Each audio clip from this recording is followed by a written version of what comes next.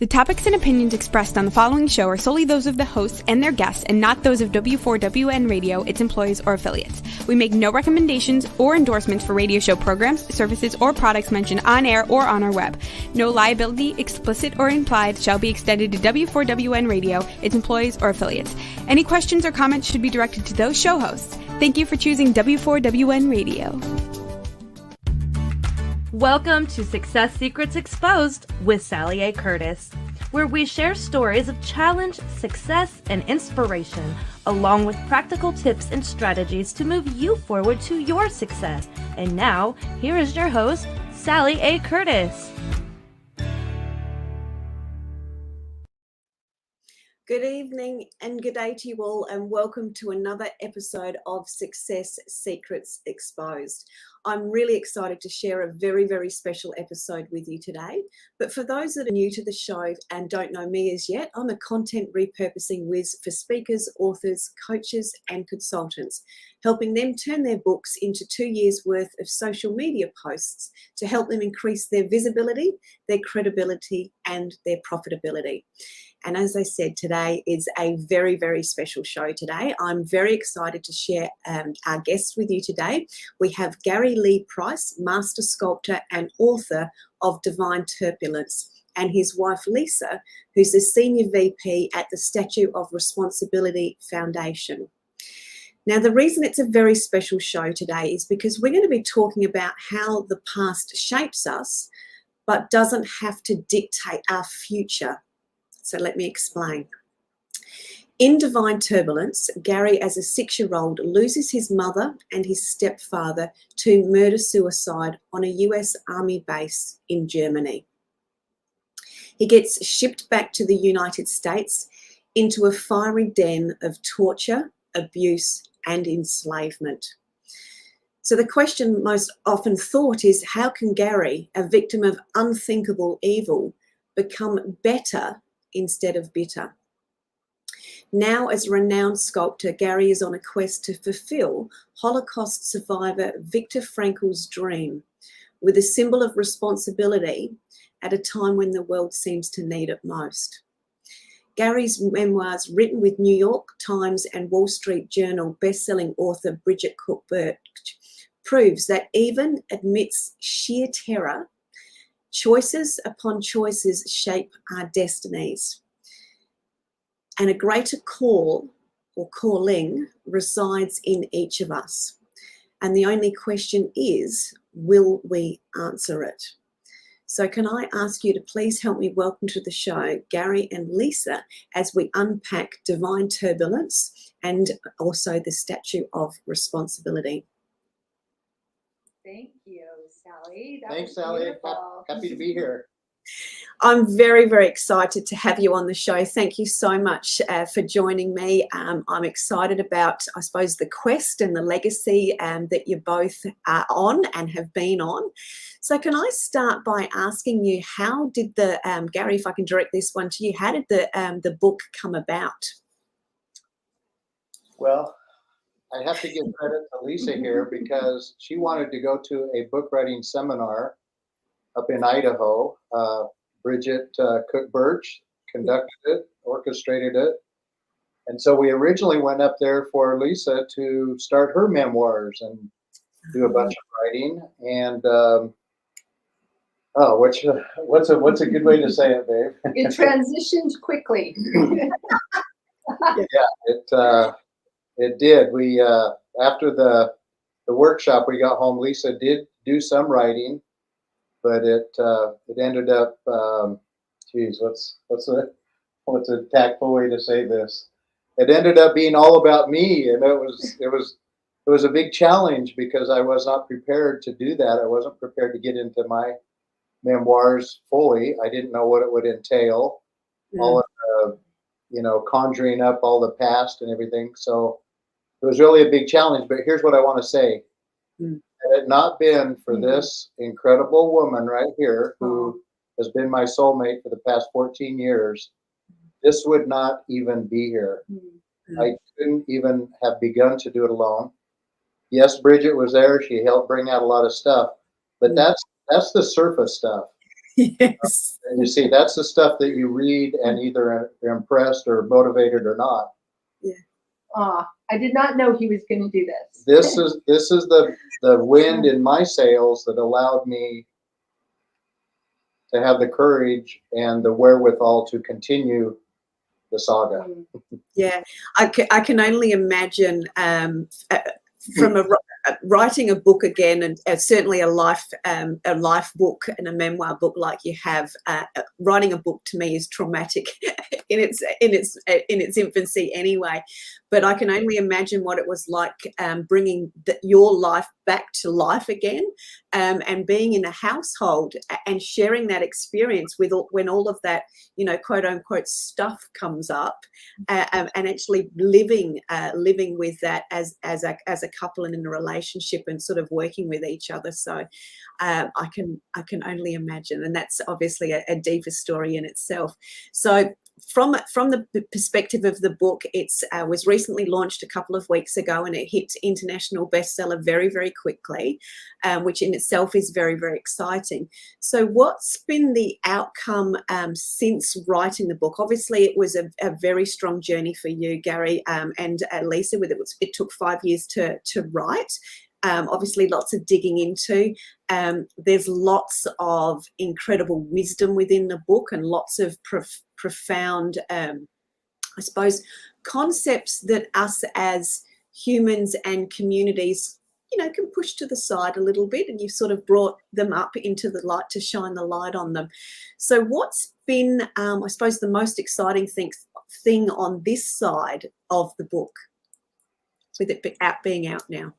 Here's what's very rewarding to me, and that is the people that are responding and either texting or emailing or writing Amazon reviews, whatever. The main consensus is that once they get started, they can't put it down. Yes. And I had no idea that would be the case. We just wrote my story. We just put the facts down and told it as succinctly as we could. I didn't want to hold anything back because I believe in that power of vulnerability. Years ago, I watched a show by Oprah Winfrey, and she did the same thing. She exposed everything, things that most people had no idea. That gave me the power to do the same thing. And I thought, you know what? There is a power in that to help others realize that, hey, we all have trauma in our lives. There is turbulence in every one of our lives. Leesa could write unbelievable things that she went through with a husband that took his life, left her with 4 little babies, 6 years old to 6 months old. We've all had major stuff, and I like what you said earlier. It's not what happens to us that defines us. It's how we handle what happens to us. Yeah, very much so. And I think that's for me that's an area that sort of always resonates with me. That was what I was looking for and searching for within the book, because you're dead right. I was reading it and doing my bit through it, and I'd put it down and I'd go and have another cup of tea, and it's like, oh, just pick that up again and go through it. It is very much something that you can't put down, because you want to find out what's next, but there's so much reflectivity, even if that's a word, within the book for oneself as you're going through it. And as I shared with you before we came on the show, I've had a couple of dear friends emailing me about, every 3 or 4 days, I'm up to this page in the book. Oh my God, this and I've just learned that, and they've become inspired to effectively become and be more. And I think that in its simplest message is such a beautiful message as well. Thank you. Yeah, I was going to ask, so what does it feel like, and this is a question for both of you, so I'm going to ask this as the author and as the witness of the author, and what is going to come next with the responsibility. So I'll ask you both this: what does it now feel like to have your story, as well as the vision and this legacy, actually being witnessed and accepted by so many? And I know that's a bit deep for a Friday or Thursday evening for you guys. I'm going to say TBA, to be announced. It's a process. Yeah. And to make a quick judgment right now would be way too premature. Yeah. I want to kind of let the dust settle a little bit and just see what it does. So far, so good. Yeah. But I just think that just like life, it's a process, and things have to eventuate and distill and get out there. But Leesa, what would you add to that? I'm going to give you just a peek behind the curtain, though, because he'll always give you the real humble side of the story. But I feel that we're getting just a tiny glimpse of the lives that are being touched. And the comments, the calls, the private messages that I'm getting, and then asking if I would please go find little 6-year-old Gary and give him a hug. Oh. I've had 24 of those. And our own family, my own brothers who have reached out and did not know a lot of the story. I honored Gary's, private personal life. They knew that there was abuse, but they didn't know the depth. Yeah. And they didn't really understand the impact that it would have on them. And the emotion has been a little bit surprising to me that we've had a lot of people reach out and say, this has really touched my life and allowed me, for the first time, a couple people, literally, one in particular I'm thinking of, reached out and told me that for the first time he had shared with his wife his abuse. Yeah, wow. So it's giving people permission. And I think it's a lot of what Gary said Oprah did for him. And when we have permission, we're able to resolve, and then we're able to move forward, and we're able to be more responsible for our lives. And therefore, everybody benefits when we're able to do that. I want to add, thank you, sweetie. I want to add to it, having been involved with this project for quite a while, and Leesa and I for the past 14 years since we've been together, majorly involved. I was just looking in the screen here. It reinforces to me what that's all about. What this right here is all about. I'm a very tactile person, of course, being a sculptor, and it's all about the clay and the touch. And I graduated in painting and drawing, but that was all like two-dimensional. This stuff you can touch, and it's tangible, it's real. And I think that connection hopefully comes through in the book, that we are all connected, and that it is about this. It's about being together, experiencing things together, and that we can trust each other, and there can be that safe place for us. Leesa does these teepee retreats, and they're so successful with their women because she's told me it's a safe place for them. Yeah.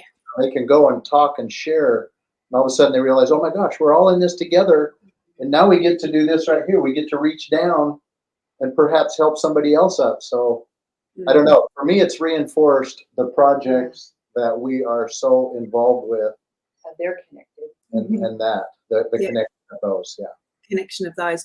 I certainly found for myself, especially with a few of the interviews I've done lately with different people. I had a lady on last week that was talking about a story about enslavement and how in New York there was large populations of slaves back in New York, which most people don't know. So it's uncovering those stories behind the stories and actually getting the truth of those stories coming out.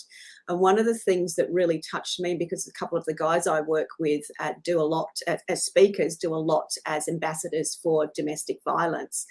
And a lot of that world is actually not seen by choice. And that was when I was reading the through your story, it was that unseeing that we do as a community that really, really touched me, in that, we actually do need to be self-responsible. We do need to actually see what we think we're seeing and actually start to ask the right questions and be the support and the guidance for others in that situation. So that was something that really came out for me. Well, and that was one. If you were to ask me what are the 5 major things I would like people to get out of the book, that would be right at the very, very top. I hope that through telling this story, that people become more conscious and aware of what's going on around them. Just like you said, it's easy to do this. You know, we're so busy and we don't want to see it. But my gosh, who's suffering out there? You know, even the little ones that it's needless. It doesn't need to be there. If we can just be a little bit more aware, maybe a little bit more active and involved, we can have a greater effect than we can possibly even imagine. Yeah, absolutely. I love a quote, and this was where it tied in for me. One of my favorite movies is the Me Before You. And there's a scene in there where they're on the dance floor and he's in his wheelchair, and she talks about because she's not wealthy, that she would have been one of the invisibles. And I think it's about the ability of actually seeing everybody and nobody being invisible. And that was some of the bits that really touched me as it relates to that, seeing what's going on around us and being the support through there. So can I ask, as it relates to coming through the book, because there was a pinnacle bit where you're telling the story, you got talking about the abuse and the torture, and then I started to see the light coming through when you actually finally got to have pencils and crayons and you started drawing, and then it continues on from there. So tell us a little bit about how that transformation occurred for you to start really being on your journey to then become the sculptor that you are today. I think it's interesting as I, right when the book came out and it came out on Kindle, I was able to read the whole thing in context. When you're so involved, you're in the trenches and you're editing and you're going over and making sure everything's just right and looking for typos, all these things. When I reread it, it was like, wow, what a fascinating thing. It hit me once again how it literally was a prison, that I was in this prison for those years, so scared literally for my life that he had that control over me, that I would be out completely away from him and still be under his thumb, doing what he wanted me to do. And so as soon as he moved out, it was like, oh my God, it's like getting out of prison. It's like all of a sudden, I've he even helped me to draw better and to paint better. So it's this weird dichotomy there.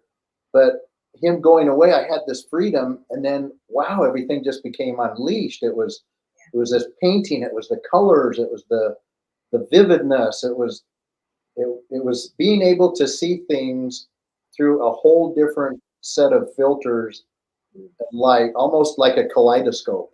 Yeah. Everything was brighter. It had all the colors, and everything just was so beautiful. And that was the launching pad to even graduate from college in painting and drawing, even to have the freedom to explore later with clay and work for a sculptor and all that stuff. So it was this beautiful pathway, and the older you get, you connect the dots and you see how everything kind of linked one thing to another. But it was this beautiful kind of up and down pathway that led to where we're at today. What would you say to that? Would you? Absolutely. And I love the story in the book where his teacher really changed his trajectory. My first grade teacher? Yes, I think you should share that with the listeners. Oh my gosh. Mrs. Anderson here, I think it was within a week from having stood there over my mom bleeding to death with 3 bullet holes in her. Within a week, I'm in first grade in Montpelier, Idaho. And she cared enough or knew enough, whatever, that she knew what had happened. So as soon as I get into first grade and she sees I have some art talent ability, little exercises you do in first grade, she's holding these things up in front of the class. Saying, kids, look what Gary Lee Price did. And so all of a sudden I'm getting this validation for a positive thing, which, my mom had instilled those skills in me because we were so close. Yeah. That it shifted. It was a mind shift for me to go from tragedy to, I don't know, what, for lack of being cliches, triumph. Yeah.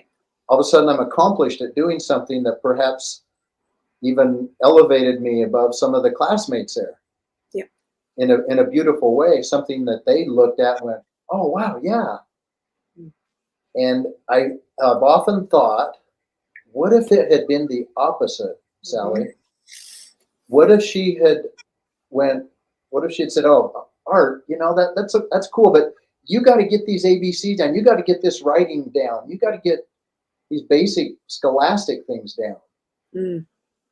That could have literally changed from this trajectory, Yeah. It was just refilling all of that in the book. Thank you very much for that great description.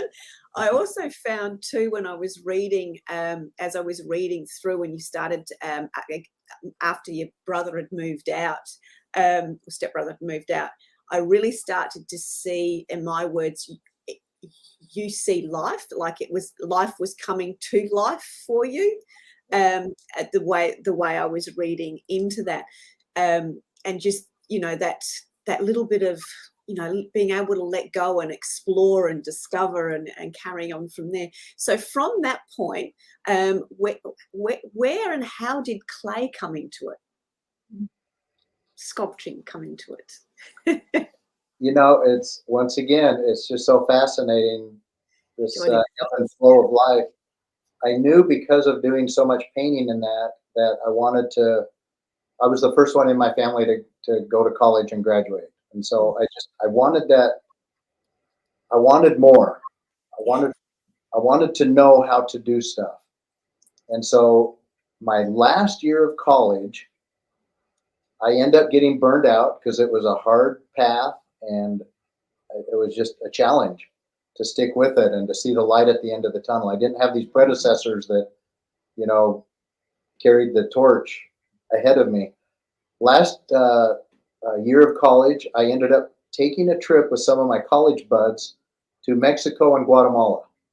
We just wanted to get away from the University of Utah and just go do some traveling and have an enjoyable summer. So we left for 3 months and we took off to Mexico, Guatemala. We drove all the way down there.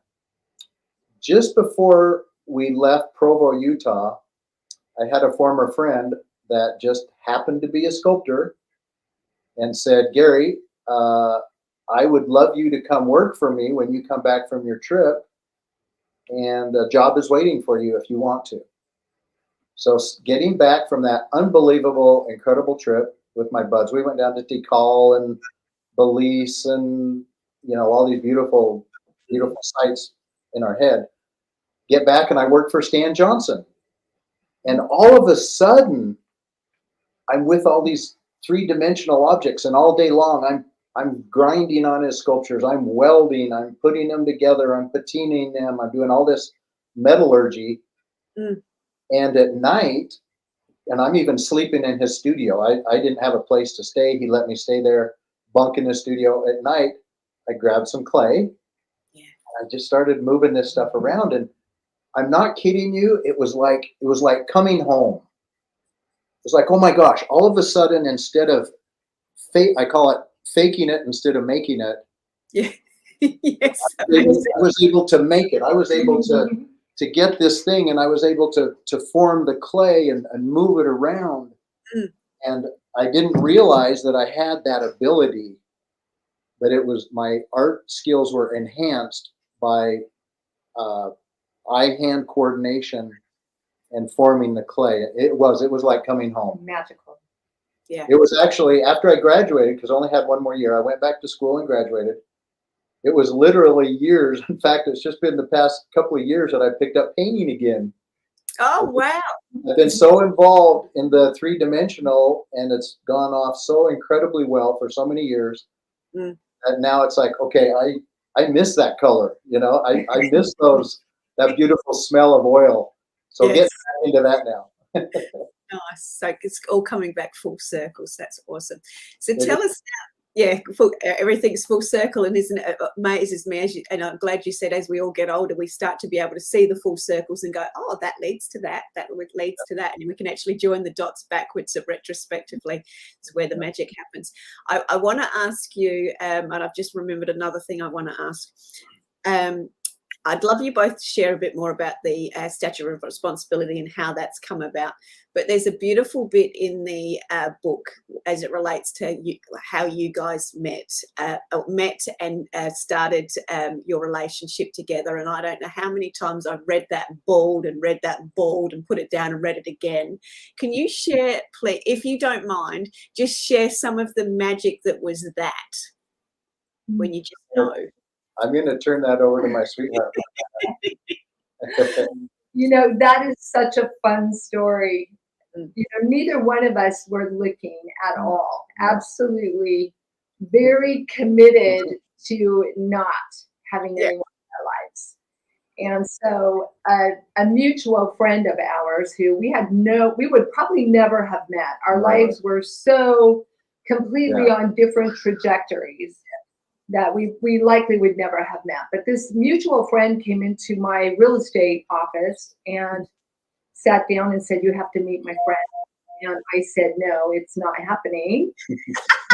Yes. And I opened my door for him to leave, but he refused. Finally, to get him to leave, I told him I would at least go to dinner. He's like, let me tell you about him. I'm like, I don't care. I don't want to know anything. I'll go to dinner. Please leave. So he drives south about 40 minutes and takes my cute little card to Gary. And I love this part of the story because, like most realtors, our pictures, they're all about 10 years old, right? We look really cute.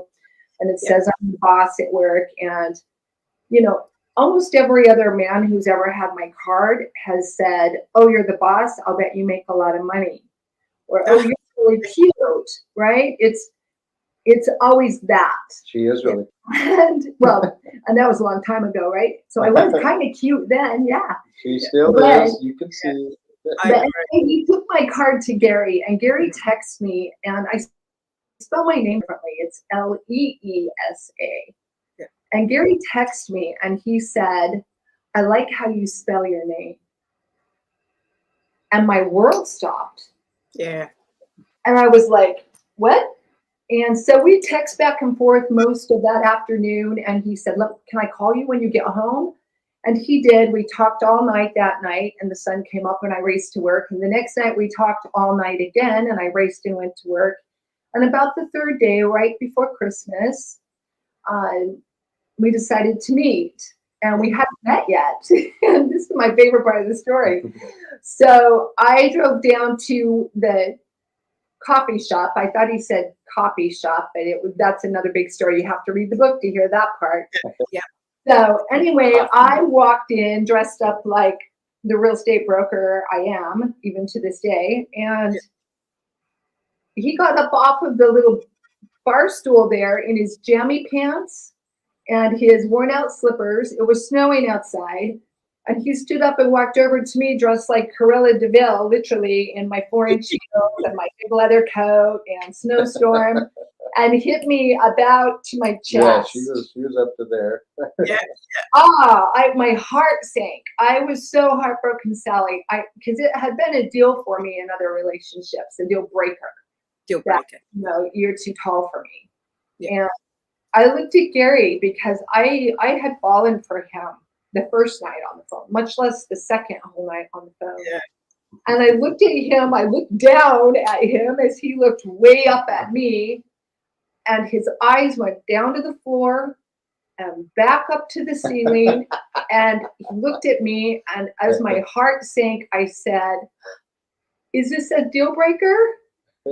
And Gary Price looked at me right in the eyes, and this is what he said.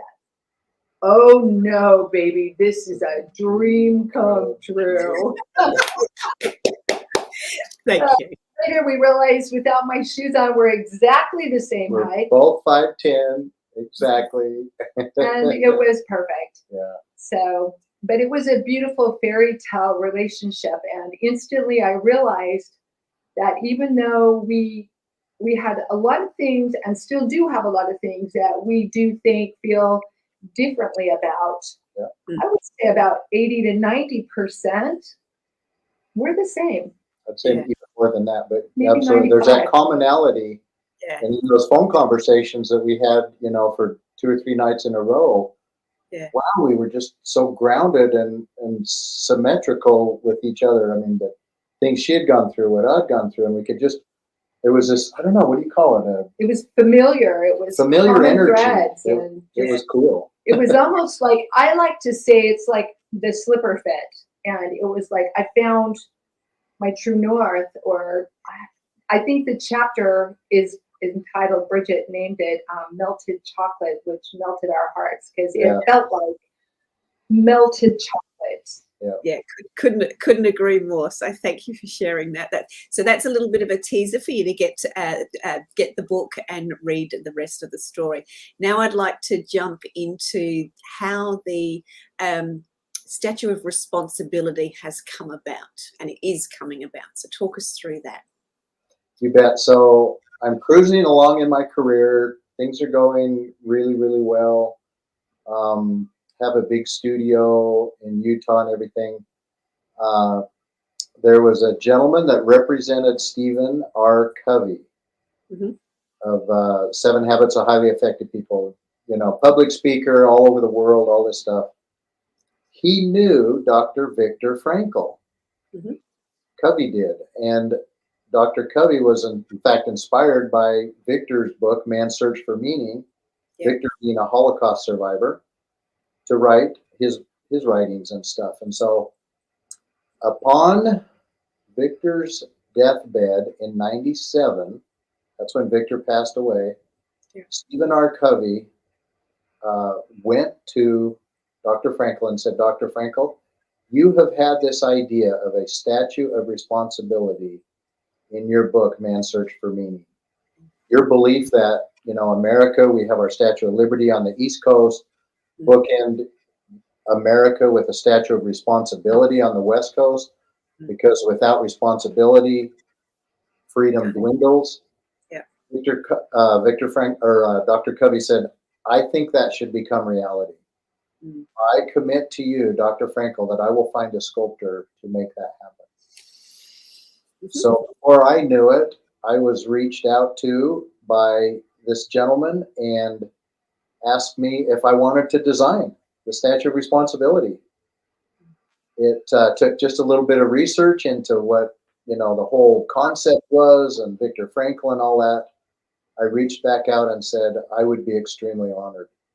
So I put my mind to it, came up with the design, and that's a whole nother story of how this design came about, of the 2 hands connected.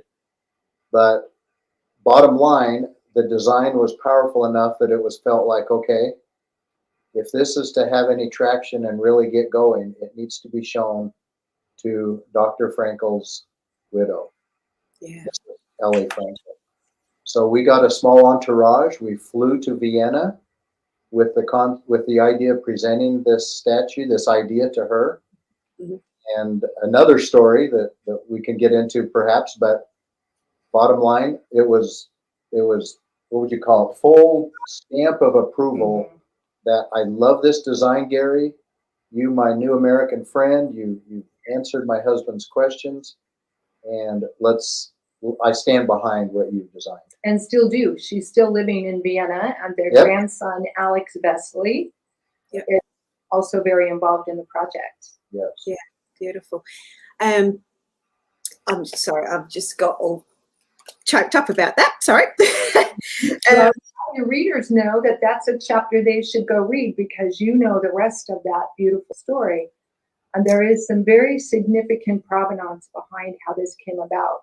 Yeah. I think what Dr. Frankl went through with his prison sentence, if you will, being a Holocaust survivor, what I went through, it's somehow even though we never physically met, Dr. Frankl and I, somehow we bonded so energetically to create what will soon happen. Yeah. Yeah, absolutely. And Leesa, can you share a little bit about how you're working with the organisation to bring it to further life, to continue it and bring it forward? So back to the story about I'm a real estate broker. So I was very happy in my career. And one day, well, actually that very first night that we met at the coffee shop, he drove me when the coffee shop closed down over to his studio. Mm-hmm. We walked in and he had a 13-foot version of the Statue of Responsibility in clay. And as I walked in, I could feel that it was significant. And I said, "What is that?" And Gary said, "I don't want to talk about it. There's some stuff there that's hard for me and I can't create with talking about that." So, and you have to read to hear about what that was. But I honored that for a whole year. We were together for a whole year. And after I didn't know anything about it. Wow. Gosh. I did not ask about it. I honored his space and where he was with that. And one day I showed up early for dinner. He was going to cook me dinner. I'd driven down the 40 minutes from my office down to his studio. And I showed up a little bit early and he had some guests in his studio. A couple of gentlemen were there looking around and talking to him. So I took a seat over in the corner on the couch and waited. And pretty soon they walked over next to it. They could feel it. And they said, "What is this?" My ears perked up. I'm like, well, let's going to answer that question or not. And he did. Yeah. And he shared the story of the provenance that you got a little taste of. The rest of it, the part that made you emotional, made me very emotional. And I was crying. And when they left, I said to Gary, "This is your destiny. You're supposed to do this. You have to do this. Whoa, goosebumps. Figure it out." Yeah. So long story short, we made a decision that we would do that in that moment, that night, and that the reason we're together, we believe in part, is that number one, we deserve each other because we both had such challenging, difficult lives, and we adore each other. We still really like each other. Yeah. And I'd marry him again tomorrow. So, that part. And then secondly, I believe that we all come into this life with different qualities and different gifts. And Gary is a creator. You do not want me to sculpt for you.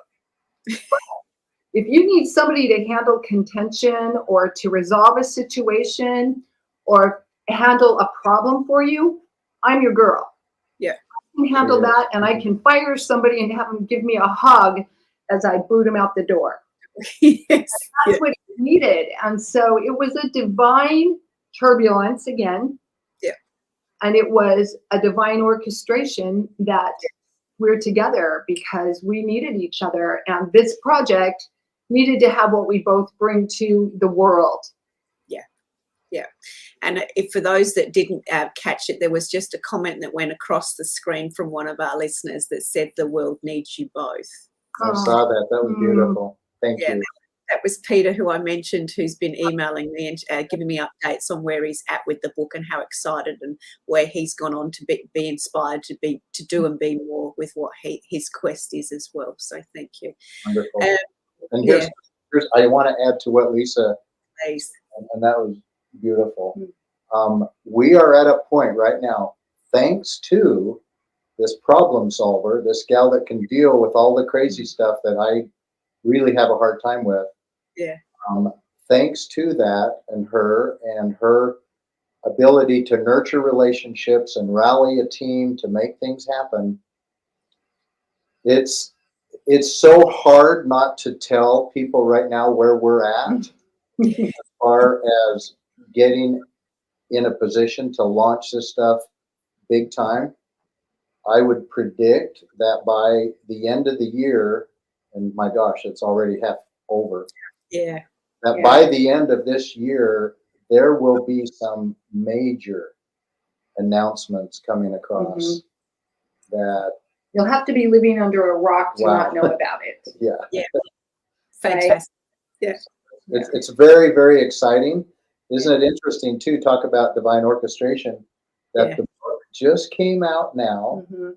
The ending of the book is talking about so much about the statue, what it means to humanity. Yeah. And the planet. This isn't just a U.S. project. There will be smaller satellite statues around the globe. It's about that message coming together. And yeah. I want to say something to Peter and to anyone else who has that dream and has that calling in their heart, that I know we all do. It's just whether or not you're listening, and whether or not you're willing to do something about it. And I want to acknowledge Peter for that, because that's what it's about. And that's the way that we're able to leave a legacy. And it's also the way that we're able to make a difference. And I think that's the other big part for us. We have 16 grandchildren and 9 children. So it's like we don't have a lot of spare time to be doing all the stuff we're doing, but we're doing it because they matter. Yeah. It's important to the next generations and their children and their grandchildren and their grandchildren.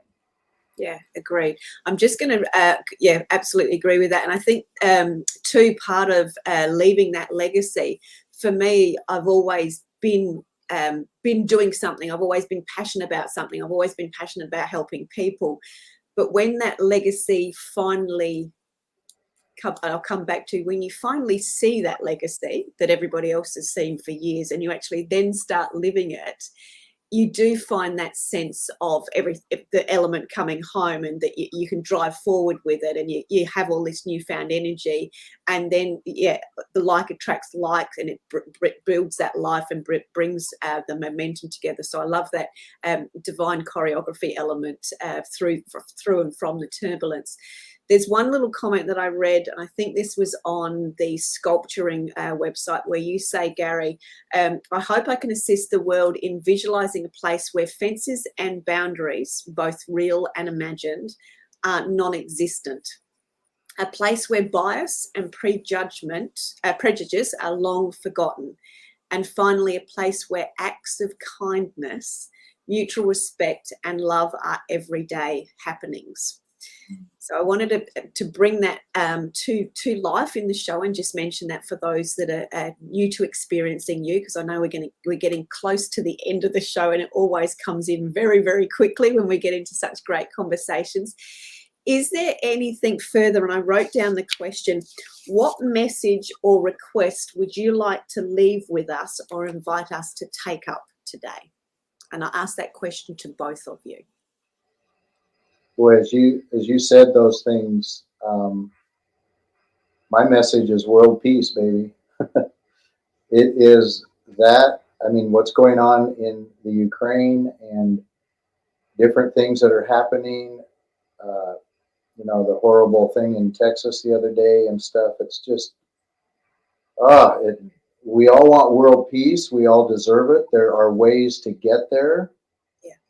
It's about this. It's about being there, self-responsibility and responsibility to others. Just simply being there. And what is the net result of that? We get along peacefully. All those fences and boundaries and facades, all that fake stuff goes away when we can become real with each other and really get to the heart of hearts that we all have. Just like you said, that's what we all want. It's possible. I firmly believe it is absolutely possible. I believe in the power of good art, that it can inspire people and help plant those seeds and keep them nurtured and growing. And so that's my message: world peace. And I'm not stopping it, man. I'm going to do everything I can. We're just getting started, baby. Yep, getting started. Absolutely. And what I would say, I'm a little history here. The Statue of Liberty's official entire name was Liberty Enlightening the World. Kind of a subtitle. The subtitle to the Statue of Responsibility is Responsibility Empowering the World. So I like the phrase that it's more than a monument, it's a movement. That it is going to be more than just a museum or a place where you go to the lookout. You're going to be able to have an experience here. Unlike the Statue of Liberty, where you go, you check it off the list. I've been there, I've done that. You're going to be able to go back and frequent every year and have a different experience and understand and learn and have conversations that the world is begging to have finally. And to have an opportunity individually, globally, to make a difference and to create your own legacy through the Statue of Responsibility and to figure out what that gets to look like and be inspired. So I like to end things always by saying that, yeah, we started this show today with this being our project, but we're ending this show with it being your project. This project now belongs to anyone who has heard about it. This isn't our project. It never has been, but people come into it thinking it's our project when in fact it's your project. So now what are you going to do with it? What is your responsibility? And remember, responsibility, if you break it down, is the ability to respond. How will you respond?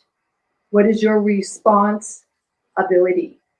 Go find your ability and go respond. Go make a difference. Do what Peter's doing. Figure it out. Find your passion. You've got a lighthouse, and we're here, and we're not going anywhere. So that's it. Yeah, beautiful. We've just popped that up on the screen. Can we also, Roxy, just as background, Roxy's what fabulous person in the background that does all of the messages on the screen. Can we also please put up the Amazon link as well as the book link and the Statue of Responsibility links just to go across the ticker so people have got those.